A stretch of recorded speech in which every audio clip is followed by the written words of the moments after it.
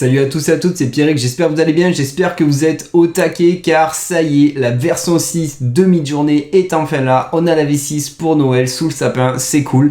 Donc là, le but de cette vidéo, c'est de regarder ce qu'apporte cette V6 parce qu'ils nous ont fait quand même miroiter pendant des mois et des mois et des mois une 5.3 qui n'est jamais arrivée. Après, ils nous ont teasé la V6 en disant que le gap allait être impressionnant visuellement, qu'il allait énormément apporter au workflow des utilisateurs. Donc le but de cette vidéo, c'est de regarder la à chaud, étant donné que c'est sorti hier matin. Moi, hier, j'ai pas pu tester, j'ai commencé à vraiment tester la bête hier soir en fait, et donc vraiment à chaud de se faire un premier avis sur cette V6 de Midjourney en version alpha pour voir si elle a énormément de potentiel comme les équipes de Midjourney l'ont évoqué. Donc installez-vous confortablement et c'est parti sur une vidéo sous le signe de la V6. Allez, let's go!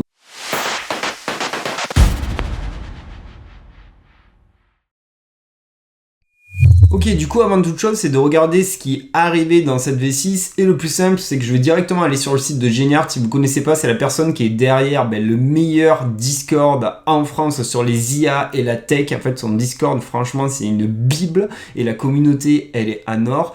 Et mieux vaut aller directement ici. Comme ça, vous aurez directement le texte en français. Ça sera plus agréable. Donc, au niveau de la V6, en gros, on va se focaliser vraiment sur les choses les plus emblématiques. Il y a tout le système de prompt qui a changé. C'est-à-dire que ils annoncent que le système aura une meilleure appréhension et compréhension des prompts. C'est vrai que c'était un frein dans les versions antérieures parce que si vous vouliez décrire une scène complexe où il y avait plusieurs personnages qui interagissaient et que vous décrivez tous les personnages, vous n'aurez jamais les détails que vous aurez mis dans tous les personnages. Donc là, ils disent que l'algorithme a une meilleure appréhension du prompt, donc ça c'est quand même hyper intéressant parce que moi c'était un gros frein que j'avais et beaucoup de fois quand j'avais des scènes complexes, certes je savais que je ne pouvais pas faire du photoréaliste dans DALL-E, mais au moins dans DALL-E quand je décrivais une scène de A à Z, à la sortie j'avais quasi tout le temps ma scène de A à Z avec tous mes personnages qui faisaient les actions que j'avais évoquées en fait. Donc ça, ok, c'est plutôt cool. Bon, après, amélioration de la qualité de l'image. Heureusement, j'espère bien, vu comme ils nous ont buzzé qu'il y aurait un gros gap visuel entre la V5 et la V6. Ensuite, capacité de texte mineur. C'est vrai que ce mineur, c'est vraiment des courts textes et sur des courts prompts, mais on peut écrire, on verra. Après, bien sûr, comme la plupart des IA, il y aura des itérations à mettre en place. Et ensuite, la partie, moi, que j'attendais grandement, en plus de voir la qualité visuelle de ce qui est capable de faire la V6, c'était les upscalers. Parce que quand ils avaient sorti leur upscaler, je l'avais trouvé totalement claqué au sol parce qu'on perdait des détails. En fait, certes, on agrandissait l'image, mais si c'est pour agrandir l'image et perdre des détails, ça sert à rien, en gros. Donc là, ils en ont fait deux, un subtil et un créatif. Donc, intéressant, on va voir ça aussi. Ensuite, tout ce qui est les paramètres qui sont pris en compte, on les a là. Faites gaffe, le describe, comme c'est évoqué, va vous sortir une anatomie de prompt de Midjourney V5. Et pour la V6, il va vraiment, mais je dis vraiment, parce que moi, le peu que j'ai passé de temps, j'ai passé pas mal de temps la nuit dernière sur Midjourney, et c'est clair que vous allez voir que vous avez beaucoup de prompts qui vont devenir obsolètes. Il va vraiment falloir s'éduquer à reprompter différemment tous les mots-clés à la con trending, on AirStation 8K, 32K photo réalistique, award winning, comme c'est marqué ici, ça devient du bullshit. Là, vraiment, on va commencer à avoir des prompts qui vont se rapprocher de plus en plus d'un langage naturel. Donc, on va épurer nos prompts, on va aller à l'essentiel. Donc, je vous conseille quand même, pour ceux qui auraient créé des GPTs ou qui essaieraient de chat GPT pour créer des prompts, ne supprimez pas en fait l'anatomie des prompts de la V5. Parce que là, alors je dis ça à chaud, mais il y a parfois des prompts que je préfère en termes de composition. Alors, je parle pas de qualité de détail, là je parle en termes de composition, de rendu, de dynamisme et de créativité, où j'ai un petit plus coup de cœur sur la V5 dans certaines thématiques. Donc à ce jour, moi je vous conseille si vous avez des GPTs, de pas la supprimer, de rajouter, c'est un limite quand vous faites /V5, ça vous fait un prompt de la V5, et /V6, ça vous fait un prompt de la V6. Et ensuite, on est plutôt pas mal. Donc ce qu'il faut savoir, c'est que la V6, elle est en alpha, c'est pas la version finale. Au fur et à mesure, ça va s'améliorer. et on va aller directement regarder au niveau des éléments. Donc pour l'activer, c'est pas compliqué, hein, comme d'hab, /settings, et vous activez la petite V6 qui va apparaître. Il est bien long là, le petit bot. Ok, donc vous cliquez, donc Midjourney V6 Alpha, et oubliez pas, chose qui est primordiale, si vous voulez faire des rendus réalistes qui se rapprochent du photoréalisme, il faut activer le mode RAW, en fait, comme d'habitude, en fait, j'ai envie de dire.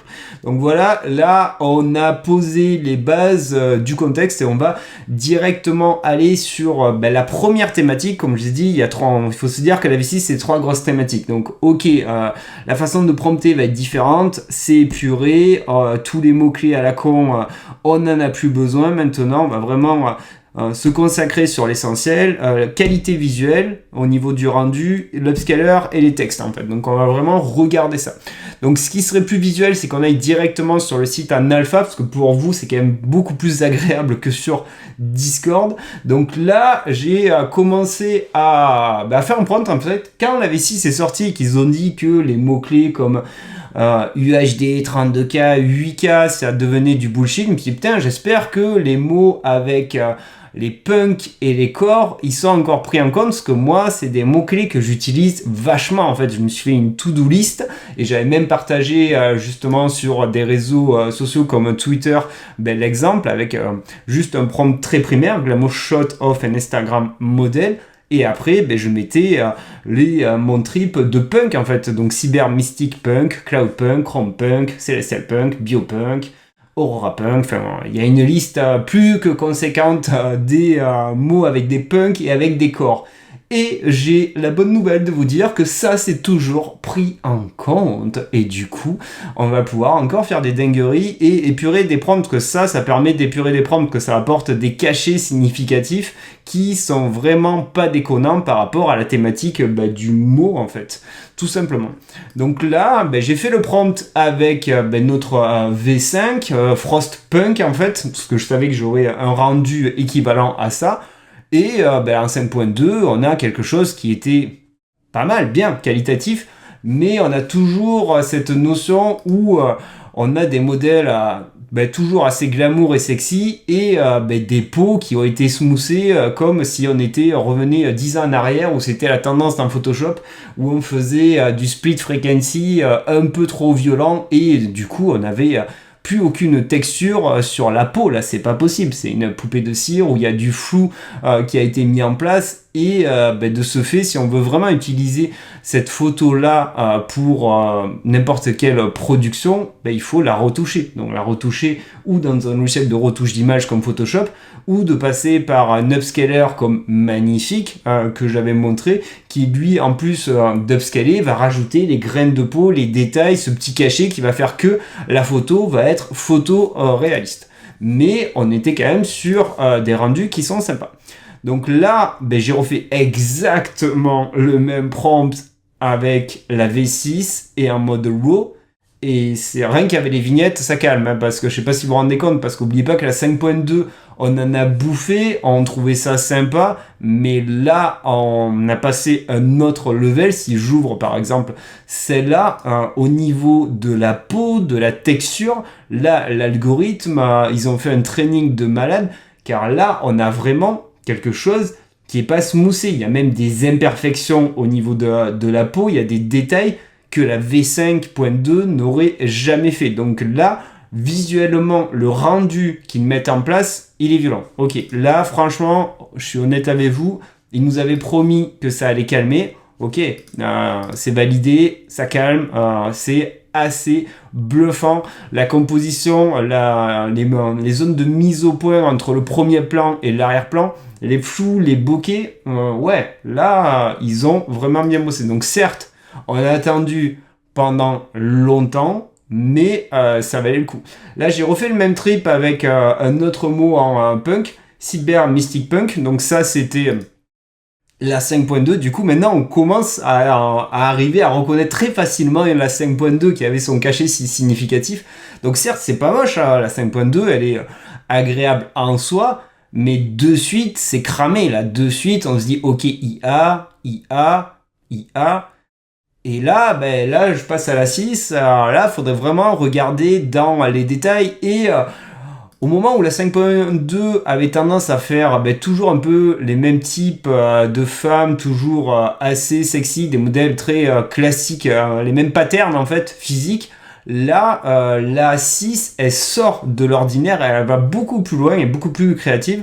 Et franchement, là, sur les portraits, on a passé un gros high level, à tel point que je pense que là, ça va être très compliqué pour un être humain, à moins de vraiment regarder dans les détails qui ont des imperfections, de savoir si une photo est réelle ou pas. Et encore, là, je vous montre que sur des portraits, mais sur des thèmes comme la nourriture, c'est même pas la peine d'essayer. Là, maintenant, c'est devenu beaucoup trop violent. Donc là, au niveau de la qualité, on est vraiment très bien. Donc là, j'ai refait, du coup, on reconnaît cache la 5.2 et là, la 6 en fait. Et en parlant de l'upscale, j'ai pris celle-là que j'aimais beaucoup l'ambiance, la composition et les détails qu'elle pouvait avoir au niveau du visage, du grain de peau. Et j'ai fait 2 upscales, donc comme je dis, là, c'est plus pratique que je le montre via le site, visuellement. N'oubliez pas qu'on a la possibilité, donc n'oubliez pas que le site c'est alpha, c'est que pour ceux qui ont généré 10K d'images. Pour les autres, il faudra rester sur Discord. Là, moi, j'utilise pas, quand j'utilise Midjourney encore à ce jour, je suis sur Discord, je suis exprès allé sur le site pour la vidéo, car c'est plus user-friendly visuellement. Donc on a l'upscale en subtil et l'upscale en créative en fait. Et je les ai mis en place, on va aller les regarder, ils seront ici. Donc là, vous avez le subtil. Et c'est vrai qu'il a agrandi, mais là, contrairement à l'upscale de l'algorithme d'avant de la 5.2 où j'avais une notion un peu de flouté, où je perdais des détails, là non, j'ai toujours cette notion de grain de peau qui est intéressante. Aussi la texture du manteau, la texture des poils de fourrure, de la neige, des flocons de neige. Donc franchement, là, moi je vous dis, c'est une photo que je pourrais utiliser. Autant les autres, je vous avais dit, non, moi ça je peux pas l'utiliser dans mes prods. Là, il n'y a rien qui me choque, c'est exploitable sans aucun problème. Donc ça, c'est la normale, et la créative, elle est là. Donc il prend quand même des libertés, parce que la normale, c'est vraiment l'équivalent de, à quelques détails près, bien sûr, de l'image originale que vous aviez dans les différentes vignettes. Et en créative, donc il a un peu trop embelli la personne, et il y a quand même pas mal de changements. Donc après, c'est créatif, c'est normal, hein. Le but, c'est que de toute façon, on permet à l'IA d'aller halluciner. Après, à voir si les personnes attendent, lorsqu'elles vont faire l'upscale, de vraiment avoir l'image originale qu'elle avait dans les vignettes avec des petits détails, ou si c'est un parti pris, qu'elles se disent ok, on va dire à l'algo de faire un upscale en créative pour voir si l'image sera améliorée ou pas. Ça sera à vous de juger. Là, pardon. Là, de mon côté, moi, je pourrais pas vous le dire. Mais franchement, on est quand même sur des rendus qui sont très qualitatifs. Moi, je suis assez bluffé de la qualité que nous fait visuellement la V6. En tout cas, sur la thématique, donc comme ils avaient évoqué, comme on a vu en intro, sur le rendu, c'est validé, c'est meilleur. Sur les upscales et les 2 upscales que l'on a vus, c'est validé aussi et c'est meilleur. N'oubliez pas, comme je vous ai évoqué, que tout ce qui est les tripes avec les tokens, avec les punks et les corps, ça marche. N'oubliez pas ça, parce que j'ai été étonné. J'avais peur, moi, que ça devienne aussi du bullshit et que ça soit squeezé par rapport à l'algorithme. Mais non, pas du tout. Après avoir parlé de la qualité visuelle et de l'upscale, on va regarder la compréhension qu'a Midjourney V6 sur des structures de prompt qui seraient plus complexes, car c'est vrai, si vous commencez à avoir plusieurs personnages et de détailler chacun des personnages dans les versions antérieures, c'était dead. Donc on va regarder maintenant si la V6 apporte une plus-value par rapport à la V5. Donc là, ce que je me suis dit, ce qui pourrait être fun, c'est que prendre cette image-là de DALL-E, étant donné qu'ils ont mis les éléments qui a permis à DALL-E 3 de faire le prompt, et c'est vrai que DALL-E 3, au niveau des IA génératives d'images, sur la compréhension d'un prompt, c'est assez violent tout ce qu'on peut mettre en place. et de faire générer ça tout simplement avec notre ami Midjourney. Donc c'est ce que j'ai fait ici. Donc le prompt c'est tout simplement une femme aux cheveux roux, ok, vêtue d'une cape en velours emblématique. On a la cape en velours, on est pas mal, qui marchande avec un vendeur grincheux. Et le vendeur est un homme grand, sophistiqué, il a un costume élégant, il arbore une moustache, il a la moustache, on est plutôt pas mal. Et il marchande et il conserve, il tient dans sa main un téléphone steampunk. La rue elle est animée et il y a la pleine lune. La rue est animée, on a la pleine lune, on est plutôt pas mal. Donc après on voit qu'il galère un petit peu au niveau de qui doit tenir le téléphone steampunk, parce que ça doit être le vendeur grincheux. Donc là il a pris le parti pris de partir dans les 4 sur du dessin, mais franchement il a plutôt bien assimilé le prompt au niveau des éléments. Là, je l'ai refait en V6 et j'ai mis juste Cinematic Style pour pas avoir ce rendu de dessin, parce que j'avais été étonné dans les 4 itérations que de base il me fasse un dessin alors qu'il y avait pas forcément de détails spécifiques qui mettaient en avant qu'il fallait faire un dessin. Donc là, j'ai rajouté Cinematic Style pour avoir plus de rendu cinématographique. Mais j'en ai eu que 2 rendus cinématographiques au niveau des éléments, et pareil, il a un petit peu de mal avec qui doit tenir le téléphone steampunk, mais globalement on a la rue, alors elle est un peu moins animée. Par contre ce qui m'a étonné, c'est que j'ai fait le prompt avec la 5.2 et c'était plutôt pas mal, parce que bon là au niveau de la robe il n'avait pas les couleurs globalement partout, mais on avait la fille aux bons cheveux, on avait le vendeur qui était grincheux. Par contre il n'y avait pas de notion trop de ville animée derrière, à part ici, et pas de pleine lune. Donc voilà, ensuite je suis parti sur un autre exemple où au fur et à mesure j'ai incrémenté des détails pour voir jusqu'à où il pouvait arriver. Donc là tout simplement UX designer qui porte des lunettes grises, ok, classique, très bien. Et ensuite là j'ai commencé à pimp le prompt et à rajouter des éléments pour voir si je le mettais en PLS ou pas. Donc j'ai dit qu'il avait la peau mate, qu'il avait les cheveux courts et bouclés, donc c'est bien, qu'il avait un physique sportif, qu'il avait un t-shirt blanc qui était juste au corps, donc là aussi, et qu'il avait ses lunettes grises qui étaient modernes. Donc ok, j'ai tous les éléments que j'ai mis dans le prompt, c'est plutôt pas mal. Et donc j'ai continué dans le trip pour voir jusqu'à où je le mettrais en PLS. Et donc là, j'ai rajouté avec un tatouage visible sur l'avant-bras, en fait, au niveau de l'élément. Et il a mis un tatouage. Alors là, étant donné qu'on voit pas tout le temps l'avant-bras, peut-être qu'il est sur l'avant-bras. J'avais dit avec des formes géométriques abstraites. On en a un peu, mais là c'est pas des formes géométriques abstraites au niveau des éléments. Et aussi dans le prompt j'avais rajouté qu'il portait une boucle d'oreille en argent en fait sur une de ses oreilles en fait tout simplement. À l'oreille gauche, portant une boucle d'oreille à l'oreille gauche, il a bien mis en avant. Donc là j'avais rajouté 2 détails, le tatouage sur l'avant-bras, et là le tatouage il a placé un petit peu où il veut, mais vu que je n'ai pas une visibilité sur tous les avant-bras, peut-être que ils y sont. Là on voit bien qu'il y a un petit bout, là on voit bien qu'il y a un petit bout aussi, donc j'avais dit avant-bras gauche et portant une petite boucle d'oreille en argent à l'oreille gauche en fait. Donc là, ok, il n'est pas en PLS, il a rajouté des éléments, et là, j'ai continué à mon trip.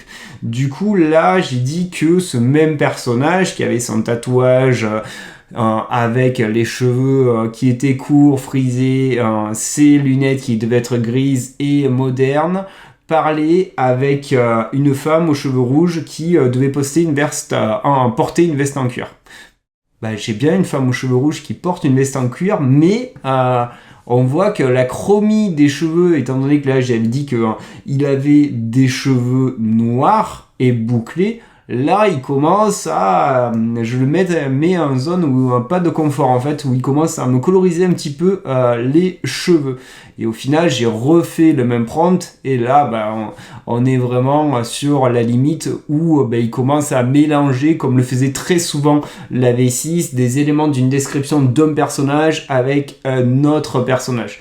Donc certes, il y a une amélioration, mais elle n'est pas bluffante. On pourra faire des prompts plus détaillés, ça c'est clair et net, mais n'espérez pas faire des prompts à la DALL-E où vous allez vraiment décrire toute la scène de A à Z et que vous aurez quasi la scène que vous aurez décrite.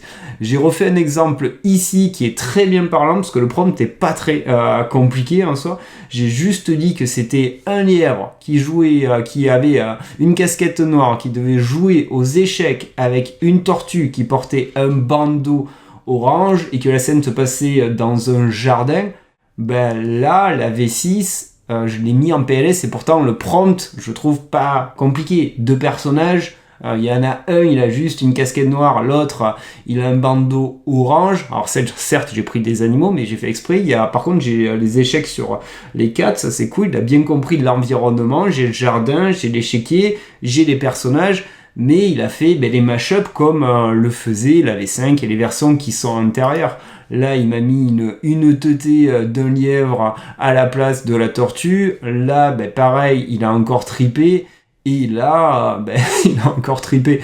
Donc la première, elle était pas mal. J'ai tous les éléments. J'ai le bandeau, j'ai le lièvre avec sa casquette. Donc ok, adjugé, vendu. Mais par contre, tous les autres, il n'y arrive pas. Alors j'ai refait exactement le même prompt pour regarder quand même qu'il y a une plus-value. Je dis pas que c'est nul. Ça a été amélioré. Mais c'est pas le banger comme la qualité que l'on a visuelle avec la V6 et l'upscale de la V6 qui, là, oui, il y a une plus-value. Là, il y a une petite plus-value. Alors peut-être parce que c'est l'alpha. Peut-être quand la version finale de la V6 sortira ou la 6.1, 6.2, on aura une meilleure appréhension et compréhension du prompt. Mais là, à ce jour, ouais, moi je trouve ça normal, c'est cool, mais je trouve pas ça exceptionnel en soi. La V5 nous faisait ça, donc il y a quand même un gap qui a été fait au niveau de la connaissance et de la compréhension des prompts que vous allez mettre en place avec la V6.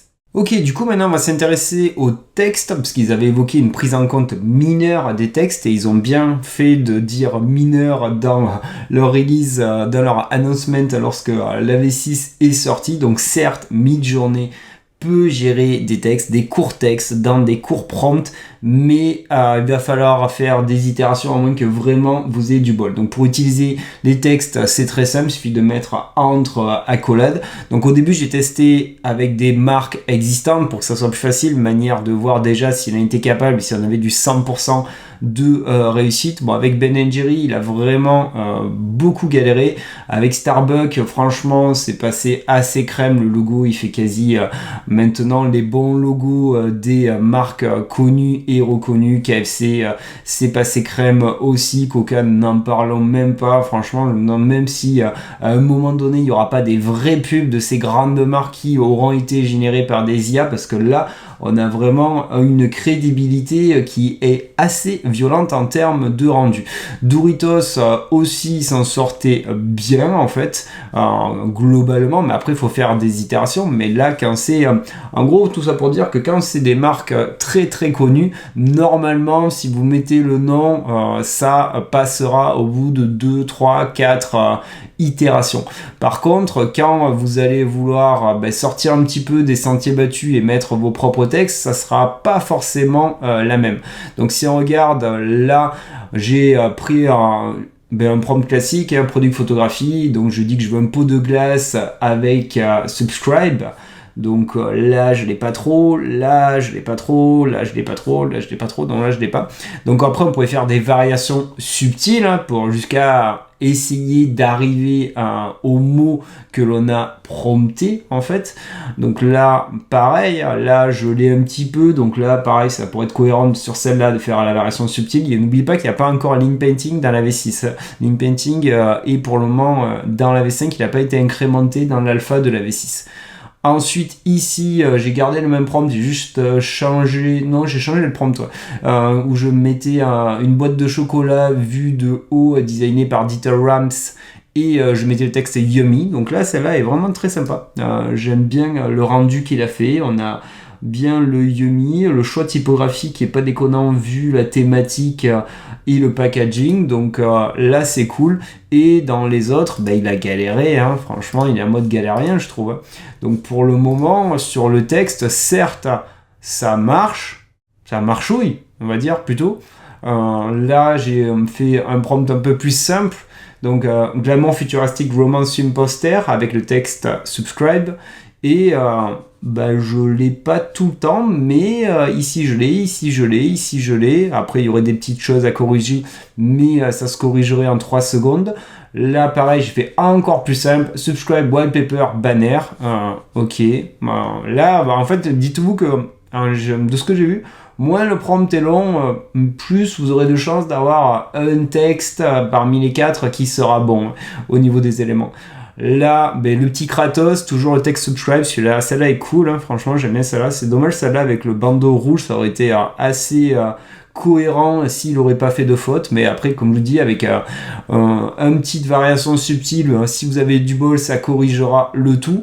Donc au niveau des textes, je trouve ça normal en fait. On est très très loin d'un niveau d'un idéogramme ou d'un DALL-E. Donc j'espère que de ce côté-là, ça va être améliorer, parce que pour le moment on peut mettre que des courts textes, il faut pas trop détailler le prompt, sinon le texte il sera quasi pas pris en compte. Donc s'il y a des axes d'amélioration sur les différentes releases qu'ils ont ajouté, en premier lieu, vu que c'est vachement attendu, qu'il y a quand même de plus en plus de concurrents qui commencent à avoir une gestion des textes qui commence à être viable, certes il faut encore itérer, hein, mais là, Midjourney, pour le moment, il n'est pas au niveau des autres qui nous permettraient de faire des super logos, des super concepts où il y aurait pas mal de texte. N'oubliez pas qu'avec DALL-E, on peut quasi mettre en place une carte de visite où vous allez mettre le nom, le prénom, le métier, le mail, et certes il faudra itérer, vous n'allez pas itérer pendant 50 fois, mais au moins à un moment donné vous aurez quasi la plupart de tous ces éléments là que vous aurez mis en place. Pareil pour des étiquettes au niveau des bouteilles, il est capable d'avoir le logo, le nom, le pourcentage d'alcool, là où Midjourney serait en PLS total. Donc pour le moment au niveau des textes, moi je trouve ça moyen, et c'est pas la fonctionnalité qu'à ce jour j'utiliserai beaucoup, parce que je sais que je vais perdre du temps en faisant beaucoup d'itérations. Donc si je dois faire un visuel avec une IA qui mettrait en avant du texte, naturellement j'irai de mon côté sur DALL-E.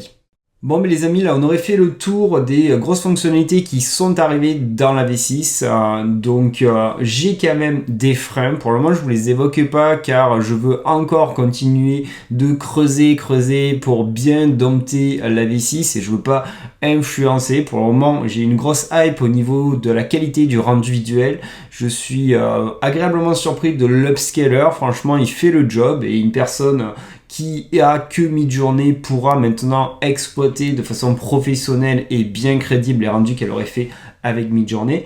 Donc ça c'est cool. Au niveau du texte, bon ça marchouille, mais pour le moment c'est pas le gros banger. Au niveau de la compréhension du prompt, ok c'est pas mal. On a fait un petit step up, on a monté une ou deux marches, mais on n'est pas encore au niveau de certains des concurrents. Donc après petit à petit, n'oubliez pas c'est que l'alpha, c'est la 6.0, ça risque de s'améliorer. N'oubliez pas une chose aussi, la façon de prompter. Vous risquez, si vous testez des prompts coup de cœur que vous aviez avec la V5, vous risquez d'avoir de grandes surprises. Exemple concret ici, où moi c'était l'un de mes prompts favoris, un de mes prompts que j'utilisais très souvent quand je vais mettre en place des concepts d'IHM, d'interface, et qui sur la V5 5.2 faisait vraiment des rendus très sympathiques. Dans la V6, ça ne marche pas du tout. C'est-à-dire que j'ai fait le prompt X fois, là c'est encore la 5.2, et ici c'est la 6, et on n'a pas du tout le même prompt. Pourtant j'ai pas demandé de mock-up, donc c'est tout ça pour vous dire que quand ils évoquent le fait que la façon de prompter va être différente, qu'il va falloir vraiment épurer et aller à l'essentiel, c'est vraiment du concret et du véridique. Donc ça c'est important. Donc voilà, dites-moi ce que vous pensez de la V6. Graphiquement c'est une tuerie, la plus-value on l'a. Maintenant il faut voir comment ils vont évoluer dans les semaines. On a un beau cadeau de Noël, on va pouvoir bien tryharder cette V6, s'éduquer à la nouvelle façon de prompter, peut-être trouver des nouveaux types de rendus que l'on ne pouvait pas faire parce que c'est encore récent, hein, l'arrivée de cette V6. Donc je pense qu'il va y avoir plein de découvertes. Moi, je vous referai de toute façon d'autres vidéos sur la V6. On pourra faire des comparatifs. Par exemple, le comparatif de l'upscale de Midjourney avec l'upscale de Magnifique. Mais ça va être vite vu de ce que déjà j'ai testé. Mais c'est intéressant à le voir. Et aussi d'autres textes sur des rendus un peu plus animés. Parce que là, on a fait que de toute façon des rendus un peu réalistes. Mais au niveau des rendus réalistes, quelle que soit la thématique, vous allez voir qu'on a fait vraiment un grand pas dans la qualité des rendus visuels avec vraiment des textures, la peau qui a vraiment un cachet de grain et qui est vraiment très très violente par rapport à ce qu'on avait en 5.2, à tel point que vous n'allez plus vouloir faire de la 5.2 avec des portraits, avec d'autres thématiques. Comme je vous dis, moi j'ai des frames par exemple sur des thèmes qui seraient vraiment dédiés à l'action. J'ai tendance à dire que la V6 elle est plus elle reste très cadrée et très banque d'images ou très rendue de films classiques, et elle sort moins du lot que la 5.2 qui avait une créativité sur des scènes d'action avec des plans que je trouvais beaucoup plus agréables pour le moment. Après, il y aura peut-être des mots-clés à rajouter pour avoir des rendus similaires à ce qu'on avait en 5.2, mais de ce côté-là, sur le côté action, pour le moment, j'ai une préférence pour la 5.2. Mais comme je vous dis, peut-être que je changerai d'avis d'ici quelques jours.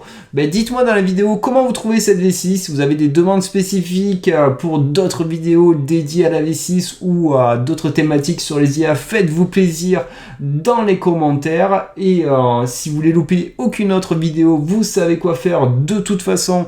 Vous cliquez sur la cloche, vous explosez les likes, et si vous voulez soutenir tout le travail que je mets en place, ça demande du temps, de l'investissement, vous avez juste un petit bouton, c'est gratuit, c'est un beau cadeau de Noël, là. Vous cliquez sur le petit call to action. Allez, passez de bonnes fêtes, prenez bien soin de vous, et moi je vous dis à bientôt pour de nouvelles aventures. Allez, salut, ciao, ciao.